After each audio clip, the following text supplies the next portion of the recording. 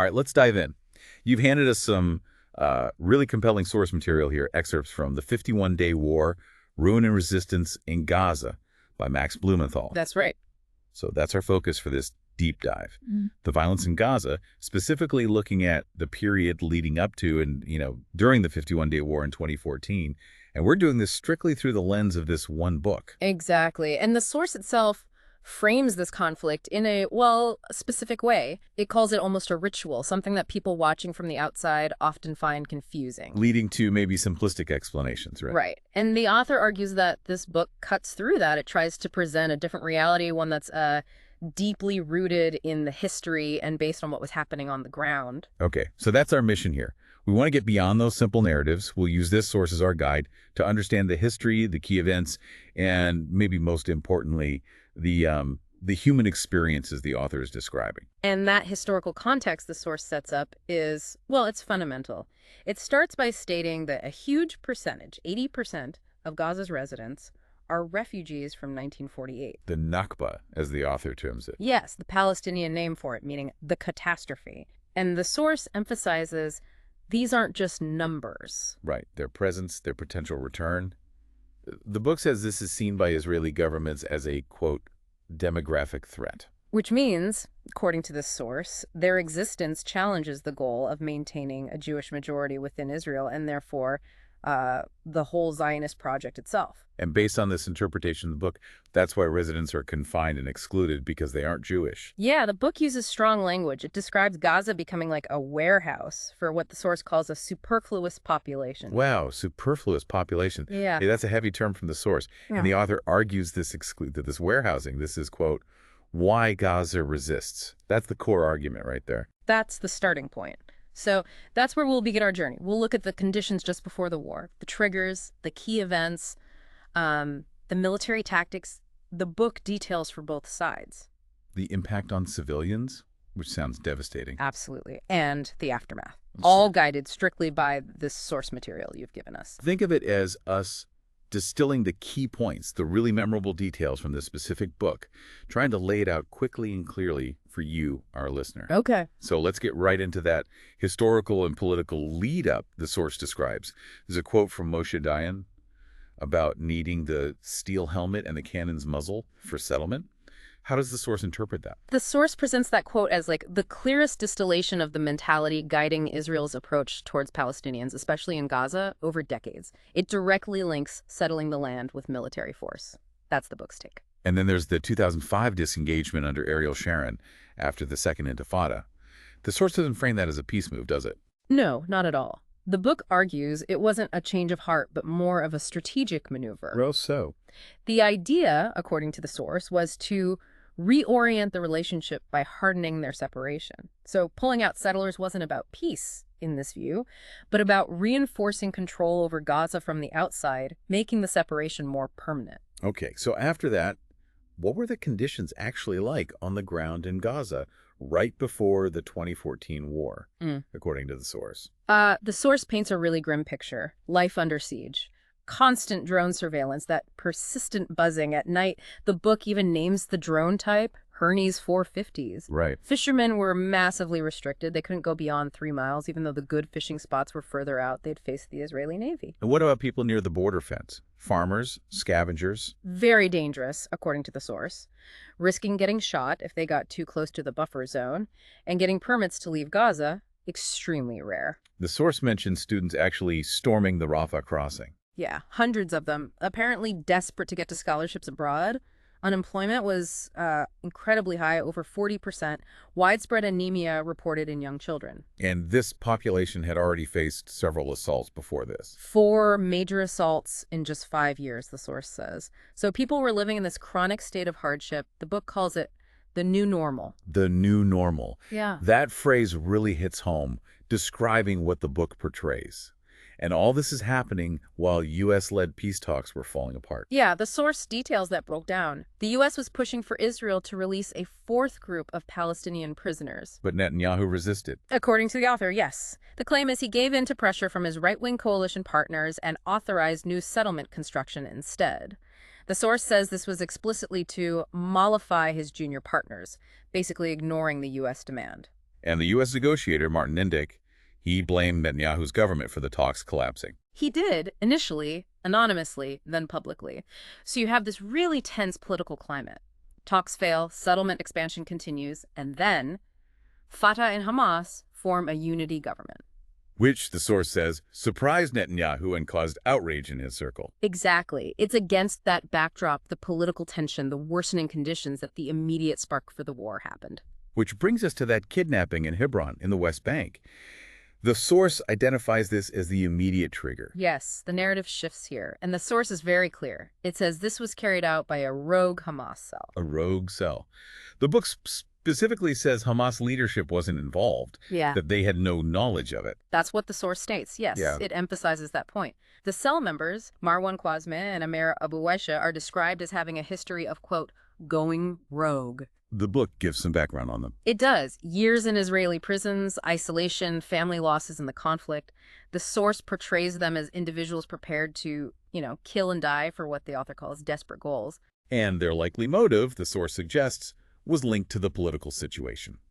Maybe hoping for a prisoner swap after Netanyahu refused the U.S. request. That's the motive the source puts forward, yeah. It ties back to those failed negotiations. Okay, so the kidnapping happens. What does the source say about the immediate aftermath? Well, the Israeli teens are reported missing, but the book claims Israeli authorities actually knew who the suspects were, Kwazme and Abu Aisha, pretty early on, like June 17th. But that wasn't reported in Israeli media initially. According to the source, no. It calls this a crucial piece of information that was withheld and argues this potentially shaped public understanding of what was happening. Which then leads to that awful event in Shuafat, East Jerusalem, the murder of Mohammed Abu Kari. Yes, which the source explicitly describes as a Jewish nationalist revenge killing. The source points out the location, Shuafat, being significant. Yeah, it describes it as an artery between settlements in Jerusalem. The light rail used by settlers runs right through it. Security cameras everywhere. There was talk of land seizures, a new road cutting through olive groves. A tense environment. And the details of the murder itself in the book. They're chilling. The source says the killers tried to kidnap someone else first, vandalize cars. The ringleader, Yosef Chaim Ben David, a settler, was arrested. But initially, there was a gag order on the details. And the motive cited in the source. Directly linked to anti-Arab revenge rallies they had attended. They were inflamed by that rhetoric, according to the book. How does the source describe the official response and media coverage? Critically. It alleges Israeli media spread slanderous disinformation, suggesting it was an honor crime within the family. It also claims police threatened the Abu Qadir family. Netanyahu expressed shame, though. He did, but the source says it was too late to contain the violence he had helped to incite. The book adds more context about the perpetrators. Yeah, chilling details. The ringleader shouting, "I am the Messiah," at his arraignment, being represented by a group known for defending Jewish terror suspects. And the source draws a parallel. Abu Qadir's cousin had been killed previously in what's described as a random racist attack by a Jewish Israeli who got an insanity plea and a light sentence. So the source is painting a picture of escalating tension and maybe a sense of impunity. That seems to be the argument presented, yes. Yeah. Using these specific events to show how things reached a boiling point. And this leads into the personal impact. The source introduces Alyssa, an American woman connected to the Abu Qadir family. Right. Her story is quite something. A Mormon from Utah discovers Palestinian roots via DNA testing, connects with relatives. And decides to visit them in Shuafat for the summer, seeking closure, the source says. But her arrival, as described in the book, was harsh. Detained for hours at the airport in the Arab room, intimate searches. She's quoted saying, "They feel me up while I'm topless." Yeah, and the alleged reason given, to find the Muslim connection. Her reflection is powerful in the source. Growing up, white and middle class in the U.S., having all the advantages, she says. And then suddenly becoming the other in Israel-Palestine. Exactly. She noticed soldiers treating her differently once they knew she was related to Palestinians. She said she suddenly become the wrong race. The source calls it a deeply radicalizing experience for her. It does, feeling totally helpless watching things unfold, crying, saying, "There's nothing I can do. Gaza's 60 miles away and there isn't a damn thing I can do about it." Her personal journey collided with the systemic issues the book describes. And the source mentions other pressures on the family too, like arrests for demonstrations. It really highlights how personal lives are caught up in the larger situation, according to this account. Absolutely. So the kidnapping, the revenge killing, these are presented as the immediate triggers. And then July 8th, the source marks the start of Operation Protective Edge. Mifsatakitan, strong cliff, in Hebrew. And as rockets started coming from Gaza, the source describes reactions in Shuafat, near where Mohammed Abu Khair was killed. Cheers! Cries of Allahu Akbar. A young woman quoted saying, "The rockets for Muhammad." The source connects those dots very directly. Okay, so the war begins. The source then gets into specific Israeli military tactics described. The Dahiya doctrine is mentioned. Yes. The book says this was notably applied in Shujaya, a very dense neighborhood. It describes the area being essentially obliterated over about 48 hours, July 19th, 20th. And there's a quote from a U.S. defense official in the source. A really stark quote, comparing the heavy artillery use 155mm howitzers with a wide kill radius, not to mowing the lawn, but removing the topsoil. And the stated reason, according to that official quoted in the source. To kill a lot of people in as short a period of time as possible, it underscores the intensity of the bombardment described in the book. The source also talks a lot about targeting civilian buildings. Extensively. It lists residential towers, Zafar 4, Zafar 1, the Italian Tower, Basha Tower, and commercial centers in Gaza City that were destroyed. And it mentions Amnesty International's assessment later. Yeah, that Amnesty called it deliberate destruction, carried out without military necessity. The author describes Basha Tower being carved up like a cake by missiles, and notes Netanyahu calling them terror towers. Infrastructure was hit too, according to the source. Mosques, schools. Yes, mosques like Kuza, Ibad al-Rahman, the Islamic University admin offices, and UNRWA schools being used as shelters hit multiple times. The source says by early August, 4 UN schools have been hit in just 4 days. The book mentions a spot and strike system. How is that described? It's characterized in the source as a system that makes it easier to view Gazans as little figures on a black and white television monitor whose lives can be turned off with the flick of a switch, suggesting a kind of technological detachment in targeting. And the author found physical evidence of the weapons used. Yes, the source says the author found fragments of U.S.-made munitions, artillery shells, Mark 82 bombs, drone missiles, bullet casings apparently dumped indiscriminately in Rafah. Then there's the Hannibal Directive. The source presents this as a really significant and disturbing military procedure. It is presented that way. A secret Israeli procedure, the source says, established back in '86 after a prisoner swap. The stated goal: prevent soldiers being captured, even if it means risking the soldier's own life. Risking their own soldier's life. That's what the source claims, quoting one of the drafters. It even cites a 2009 case where an Israeli citizen climbing a fence was reportedly killed under this directive because they mistakenly thought it was a kidnapping attempt. And the source argues political pressure made this almost mandatory during the 2014 war. Yes, not just an order, but had become a political imperative for Netanyahu's government, according to the book. And its most prominent application described in the source was in Rafah on Black Friday, August 1st. Exactly. After Strank Oran Shah was allegedly captured, the source describes a massive immediate bombardment, at least 500 artillery shells and hundreds of missiles, almost entirely in civilian areas. Intense bonds. The source includes some strong reactions to this. Very strong. It quotes Yuri Arad calling the directive a radical change, a sign of a ruthlessly authoritarian right wing, and even using the word fascism to describe forcing citizens to die for government interests. Wow. And it quotes the commander on the ground, Colonel Offer Winter, saying he invoked Hannibal, his unit was shredding them. The source says Winter attributed the suffering to Gazans being partners in terror and even claimed divine protection, talking about clouds of divine honor. So that's the Israeli military side as detailed in the source. What about Palestinian tactics and resistance described in the book? How did groups like Al-Qassam Brigades evolve? The source notes a significant evolution, a shift towards military targets under leaders like Mohammed al-Daif, the Phantom, and Ahmad Jabari, developing capabilities like homemade rockets, mortars, and crucially, tunnels. Tunnels seem key in the source's narrative. Absolutely. The capture of Gilad Shalit in 2006 via tunnel is highlighted that led to the big prisoner swap. And during the 2014 war, the source describes the Nahal Oz raid July 28th. Fighters emerge from a tunnel, attack an army base, retreat back through the tunnel. And Israeli soldiers acknowledged this was effective. The source quotes soldiers saying the army was punched hard in the gut, and that lessons about tunnels hadn't really sunk in from previous conflicts. The source also mentions psychological warfare. like songs. Yeah, things like Bomb, Bomb, Tel Aviv, and Shake the Peace of Israel, apparently even recorded in Hebrew. And here we prepare. The source suggests the aim was twofold: disrupt Israel's feeling of being untouchable and build morale and a sense of redress among Palestinians. It's quite a contrast, the massive military power described on one side and these different forms of resistance on the other. Let's shift to the human impact during the fighting itself. The source has some very personal stories. It really focuses on the civilian cost. Shujaya, after that massive bombardment, the source describes the landscape as just obliterated. It tells the story of the Atash family. Living in the ruins. Yes, burning wood to survive. Khalil Atash is quoted, "They've set us back 100 years. They got a warning call, then minutes later a missile hit their house. Thankfully, it didn't fully explode." And why did they stay? The source quotes them, "We have nowhere else to go now," and that sense of fatalism. You only die once. The source also includes accounts of alleged executions. Yes, deeply disturbing accounts described as cold-blooded executions in areas occupied by soldiers.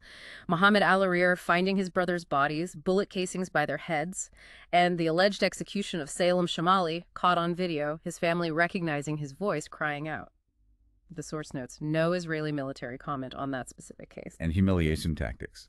The book details the treatment of an imam in Kuza, Khalil al-Najjar. Forced to strip, paraded, mosque bulldozed, interrogated about tunnels he said he knew nothing about. He's quoted calling it the most humiliating thing. A recurring theme in the source seems to be the lack of any safe place. Exactly. The military flattening border areas, Beit Hanun, Kuza, Rafah. The author argues this pushed people west, tightening the cage on the entire population. No safe space left. The book describes Kuza, horror stories everywhere, Stars of David spray-painted inside a children's rehab clinic. And the psychological toll, especially on young people. A major focus.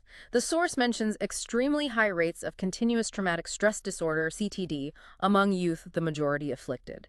It describes doctors at Al-Shifa Hospital as burned out, on the brink of insanity, venting. A medical intern quoted expects the trauma to hit him later. The personal accounts of fear in the source sound terrifying. They really convey the experience. Tamer Atash from Shujaya calling it literally hell, feeling they wouldn't survive, knowing Israelis become lunatics when a soldier is lost. Mahmoud Abu Said's tearful account of allegedly being used as a human shield in Rafah. Beaten, handcuffed, forced to stand naked near sniper holes while soldiers shot over him. Yes, describing feeling so afraid, weak, not myself. And Jihad Saftawi's video diary entry quoted in the source, that feeling of just watching and waiting for his home to be bombed. These stories really emphasize the human cost described in the book. They do. So the fighting ends, ceasefire on August 26th. What was the scene like in Gaza City that night, according to the author? Remarkable, as described.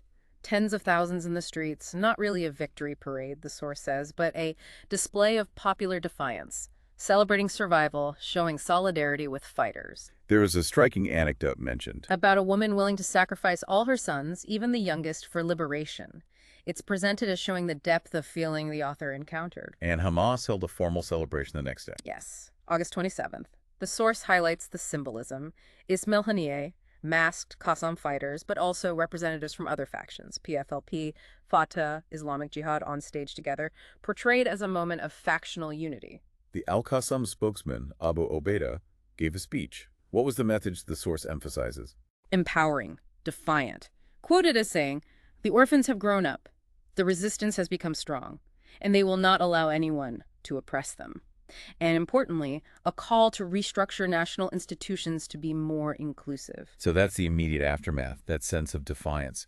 But what about the longer term reality, reconstruction? Did that happen according to the source? The source paints a pretty bleak picture there. The Cairo Donor Conference in October 2014, a failure, the book says, little progress on reconstruction. It also points to the Egyptian regime's stance at the time, hostile to Hamas and Palestinian refugees from Gaza. And the international community's economic plans. The source criticizes the quartet's report, saying it at no point mentioned the occupation or the siege, which the author sees as the root problems. So the siege continued. Reconstruction stalled. Yes, according to the source. Ongoing Israeli restrictions on building materials delays. It gives the example of a sewage plant approved in 2004, still zero funds committed by late 2014. The PA reportedly not paying Hamas employees in Gaza added to the hardship. Basic services were still lacking. Severely. Electricity shortages, less than 6 hours a day. Israel reportedly refused Turkish offers to help, and the Rafah crossing to Egypt, mostly kept shut by the Egyptians, the source states. And the human cost of those ongoing conditions post-war. Tragically highlighted. The book describes people sheltering in rubble through the winter, just nylon sheets, scrap metal, blankets, and the source shares that heart-wrenching story of the baby 5-month-old Wadi Abukesi. who froze to death in January 2015, the fifth child to die of exposure that winter, according to the author. The book notes he'd only ever known light from fires for warmth. That detail. Yeah. It's hard to forget. The source also describes a feeling of despair, abandonment, Yes. a sense of being trapped, powerless, people comparing themselves to ants rebuilding an anthill only for a toddler to kick it down again. Even the best and brightest, the source says, journalists, academics trying desperately to leave, facing huge obstacles. And a sense that the next war was inevitable. Disturbingly, yes. The source states there was a strong feeling that the stage for the next war was set almost immediately. And it includes quotes from Israeli officials reinforcing that. It does. Transportation Minister Katz quoted saying, "If one protective edge was not enough, you will get 2 and 3. And preferring 1,000 Palestinian mothers crying than letting one Jewish mother cry." These quotes, as presented, suggest the cycle could just continue. But amidst all this, the source introduces Rifat El-Arir, a literature professor. His story offers a different angle. It does. It's quite poignant. Before the war, he visited the U.S., met empathetic Jewish people. He called it a Malcolm X moment. Realizing not all Jews were Zionists and not all Zionists were Jews. Exactly. Learning from Jewish insiders, getting perspectives he hadn't encountered before. The source says this trip changed him, broadened his view significantly. And how did that affect his outlook on the conflict, according to the book? He saw the occupation and siege, the source quotes, as Israel wanting Palestinians to be closed, isolated, to push us to the extreme. It doesn't want us to be educated. He viewed the restrictions as deliberate intellectual and political isolation. And he actively worked against that. Yes, the source describes him teaching Hebrew literature poets like Yehuda Amichai at the Islamic University in Gaza, trying to help students see perspectives beyond imagination, understand the other side, despite everything. But the war directly impacted his work. Tragically, yes. The source says his English department, his office bombed, student papers burned, the library pulverized, a direct hit on the very tools of education he was using. And the source shares an anecdote from his classroom after the war. A powerful one, discussing sympathizing with an Israeli soldier in a story. His students had varied, often angry reactions, some expressing hatred for all Jews. How did Rifat handle that, according to the source? He challenged it directly, shared his U.S. experience, emphasizing that meeting Jews critical of Israeli policy, working for the Palestinian cause, is going to make all the difference. But his students still face barriers to having those experiences themselves. Yes, the source highlights that irony. He's quoted saying, "Israel won't even let my students travel to meet other people." 3 students recently blocked from leaving. It reinforces that sense of imposed isolation he talked about. So this deep dive, really digging into Blumenthal's The 51-Day War, it paints an incredibly complex, difficult picture. Clearly not a simple conflict, rooted in history, specific tactics, huge civilian impact, identity challenges, this persistent cycle. Right, and the value of focusing on one detailed source like this is getting those layers, the nuances, the specific stories that often get lost in quick summaries. By hearing the details presented in this book, you, the listener, hopefully have more concrete examples and arguments from this specific perspective to work with. Exactly, that was the goal. Yeah. Equip you with this detailed knowledge from the source, Yeah. help you become more informed about this specific account it provides. So as you process this, what stands out to you from this particular account? What resonates or maybe challenges you? The source leaves us with a really powerful, maybe unsettling final thought. It ends asking, who lives and who dies in the next war? Stating starkly, in the time of the siege, Israel will decide. And it emphasizes that feeling on the ground that the stage for the next conflict was already set as soon as this one ended. Yeah, think about that. What does it mean when the conditions for the next round are perceived to be locked in place right after the last one finishes? What does that cycle, as described here, suggest about the future if the fundamental situation doesn't change significantly? It's a heavy question to end on. This deep dive based on this source is really just a starting point for your own thinking and further exploration.